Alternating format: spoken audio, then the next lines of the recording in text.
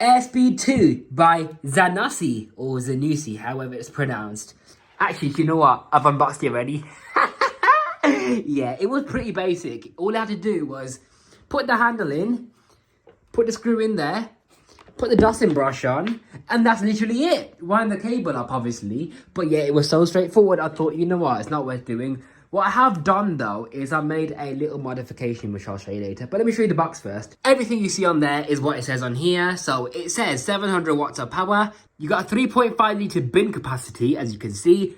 A cyclonic system. Quick and easy emptying dirt cups. So it has a bin flap, basically. You got height adjustment. You got little accessories. You got a high efficiency filter, which looks like a trash can or a bin. Does that mean they fit for the bin? You got an LED lamp. Who calls it a lamp? It's a headlight. Whatever.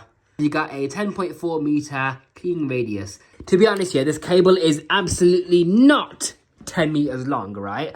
It's about 7 or 8 meters, I think. When you extend the cable fully to the point where it can't reach further anymore, you can then remove the hose and reach further with that. That's what they mean by 10.4 meter cleaning radius. But even then, I'm not too sure if it's 10.4 meters because this hose is ridiculously short. It doesn't stretch at all. Look at how cheap it is. I'm pressing it, yeah? That's like a toy vacuum hose, but wider. What even is this ridiculous hose material? It's like a Kasdan toy vacuum. Literally, I'm not even joking. I wish I was lying. Feel free to pause the video and have a read of that if you want. That's all the same stuff. The box came really dusty though. Look at all that. Alright, so let's take a look at the vacuum then. So here it is. It says Airspeed 2. It reminds me of Eureka Airspeed because of the name.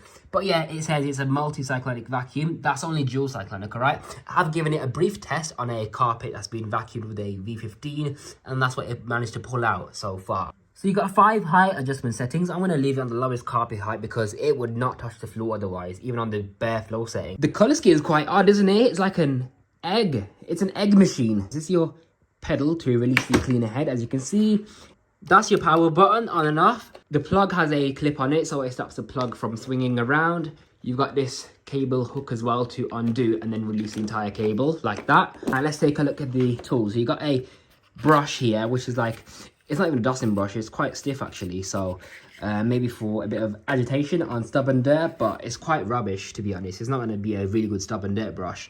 And then you got a crevice tool here as well with a extension tube. So if I separate this from the top and bottom, you can see that this is the crevice tool. That's actually a nice crevice tool actually, to be honest. And that's obviously just a tube. So yeah, obviously you can just put that crevice tool onto the end of the wand, like so, and then have a little baby extension. It's not going to reach very high, but it is something. Do you know what I mean? Put that back on. A lot of people tend to leave the crevice tools on various vacuums like that. So let's just leave it like that, just because it looks common.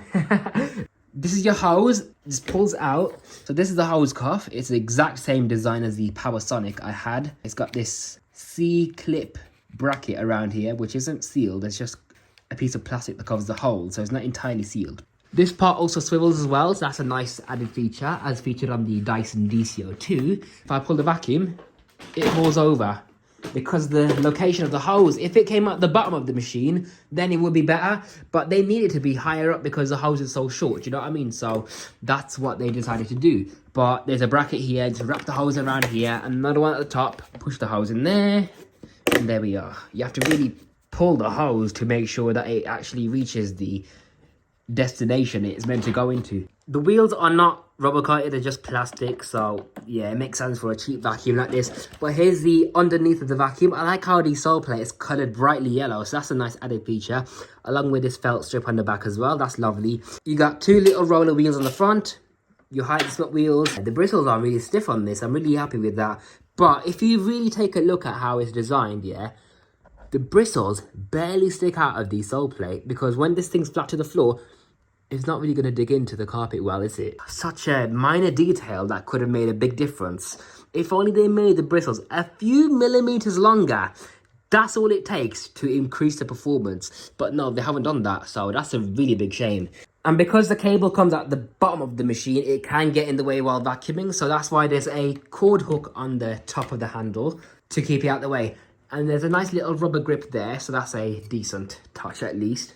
And now for the bin and cyclone, you just lift up on this yellow catch. It's also a handle as well, which is quite weird because why would the clip also be a handle? Do you know what I mean? This thing would have to be really secure in order to be a handle, but it seems okay so far until that snaps off.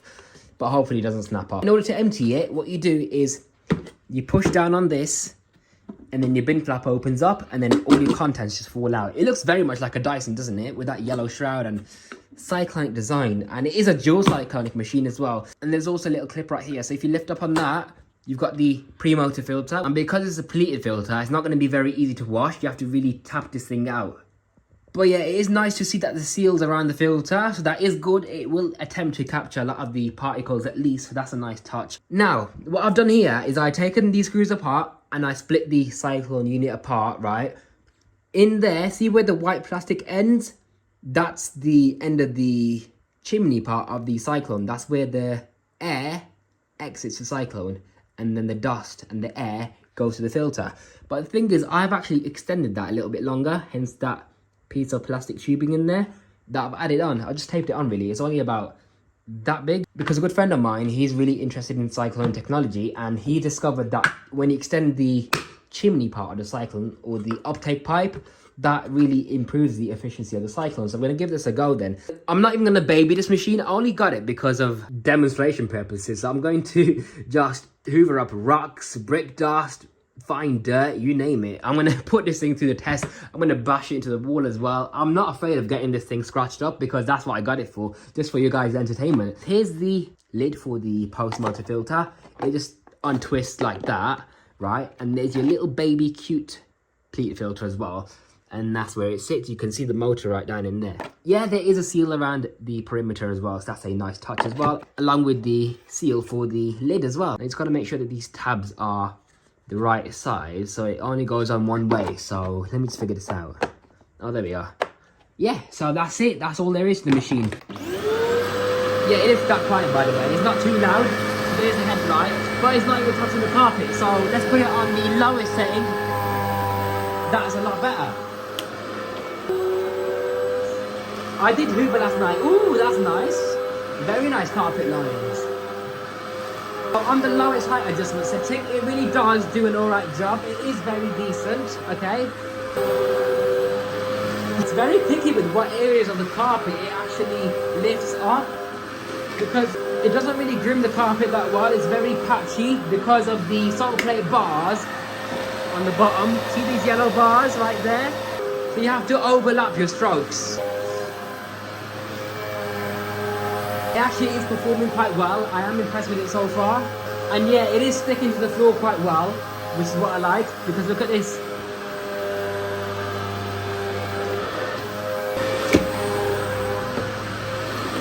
Oh yeah. Look, that's literally all of the cable, and I've only plugged it right over there behind this wall. So it's not a long cable at all. Now let's try it on the famous blue carpet.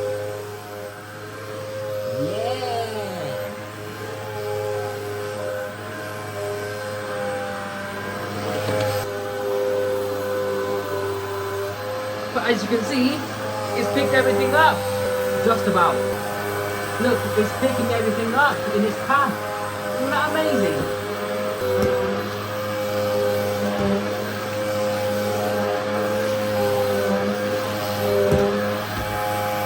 That's not done too bad, has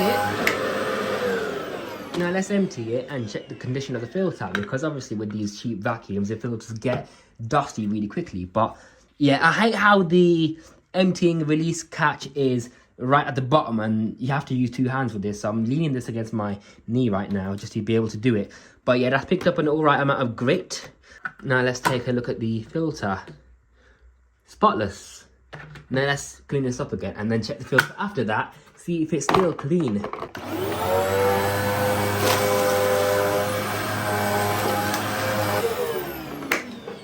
Right. Will it be clean again or not? Still clean. There's a little tiny bit there, but yeah, so far that mod's working all right. But then again, it is a small amount of dust that we've picked up. So. Now let's test out the hose suction power, see how powerful it is. Not too bad. That's all right, you know, to be honest. It will do most jobs adequately enough. Yes, you can just whip around with that. Put the dotting brush on the end if you want, or even just have the crevice tool on. So that's the SB2 by Zanussi or Zanussi, the dual cyclonic upright egg machine. Thank you very much for watching. I'm your host Power786 signing out. I'll see you in my next video. Take care.